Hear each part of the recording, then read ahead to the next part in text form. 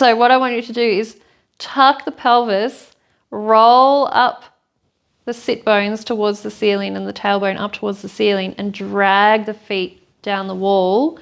As you lift your hips up, you're thinking of your hamstrings pulling the pelvis up off the floor.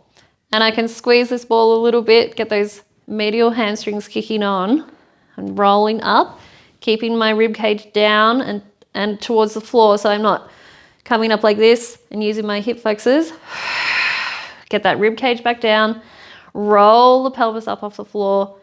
And then as I come all the way back down, I'm going to roll the other way with my pelvis and go into that anterior tilt. So from here, big inhale into the pelvic floor, and then exhale, roll, tuck everything under, and then I'm going to inhale again as I come up.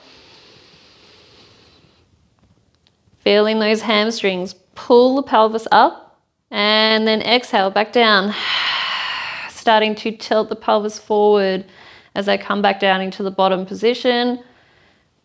Anterior pelvic tilt. Inhale at the bottom. And exhale. Roll that pelvis up towards the ceiling again. So just be really mindful that the hip flexors are not doing the work here.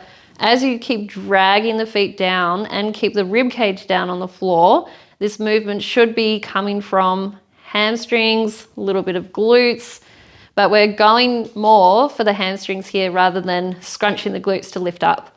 So just keep that in mind. We're going for hamstrings. All the way back down, anterior tilt, inhale, into the back of the pelvic floor, exhale, roll everything back up, all the way, pushing up off the floor, using those hamstrings, and coming back down. So you can keep going with this until you get a really good burn, maybe 10 to 15 reps. Just see how you feel with it. I love this one. I think it's really helpful for getting that feeling of hamstrings on. By getting that tilt forwards and backwards, you can really start to feel the difference between hamstring tension in a lengthened position and hamstring tension in a shortened position when you're in this tuck.